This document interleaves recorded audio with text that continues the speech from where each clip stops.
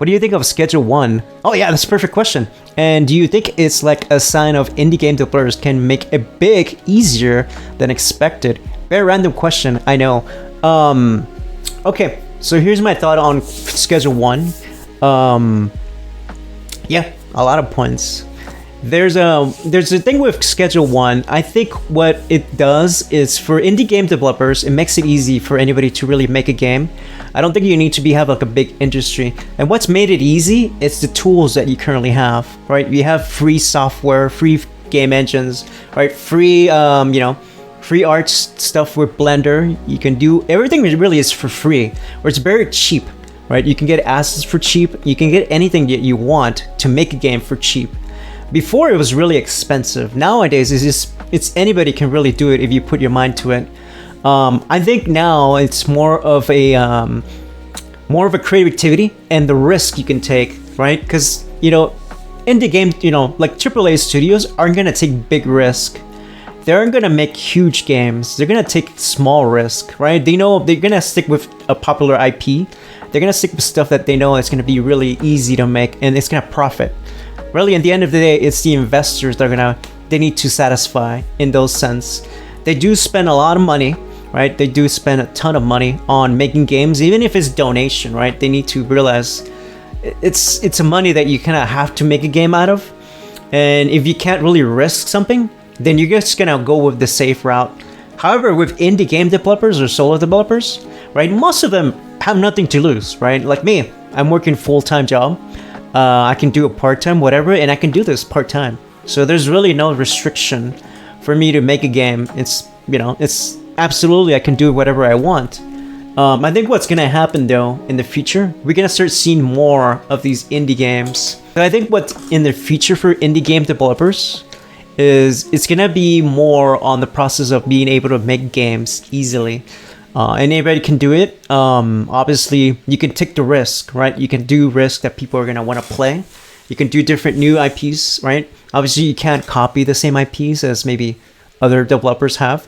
So you kind of have that chance to be creative, right? And the more creative you are, and the more chances you're willing to take a risk, the more likely you're willing to make a brand new masterpiece that nobody really has seen, or something very creative and interesting. So I think that's what advantages that indie game developers have and solo devs.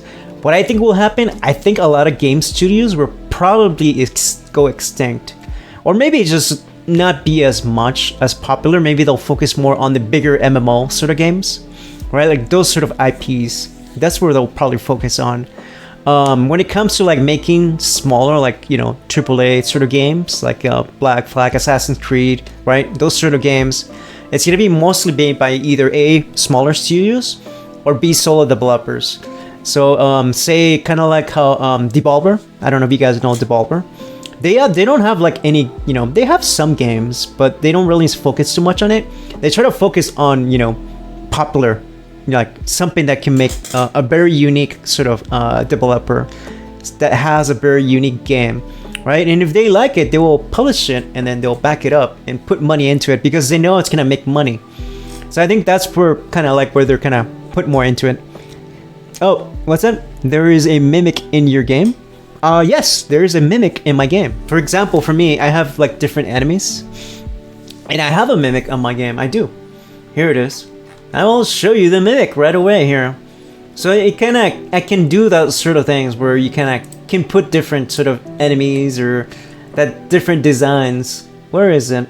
I do have a mimic. Where are you, mimic? Mimic! Mimic! Mimic! Snake! Snake! Snake! Where is Snake? Here's Snake. Oh, there. Here's the mimic. There you go. Yeah, I do have a mimic. It's right here. You want to see the mimic? Yeah, I can show you. Yep. As someone that can see the fun and addictiveness gameplay loop of Schedule 1 at a technical level, I can really tell the studios just captured fun in a bottle. And Soldier, in which this is a perfect example of indie game developers, right? Getting the right compensation for their work, which sadly doesn't happen often. I think what happens often is we kind of think about like how can we make money from a game rather than how can we make like a fun game. I think once game devs or solo developers, really any game developer, focuses on more on what the fun aspect of a game is, then we'll start seeing a lot more interesting games.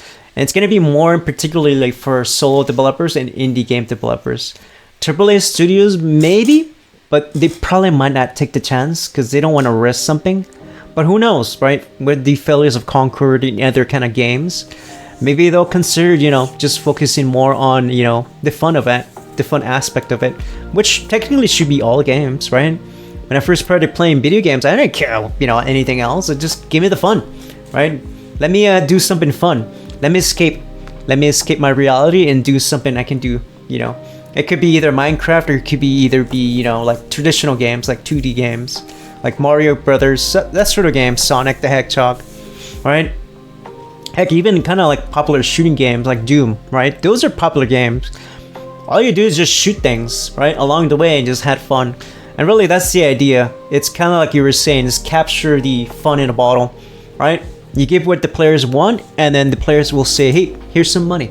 Here you go, man. Appreciate it. Thank you for what you did. This is wonderful. That sort of thing is what they'll do. Obviously, you need to put an amount, right? It's kind of like Schedule 1. And then you get a more successful. I'm sure a lot of AAA industries are looking out for that. They probably will do more like publishers. So say something like I said, Devolver, those sort of, bigger studios, they're probably not going to invest too much on creativity. They would much rather have, creativity come to them, right?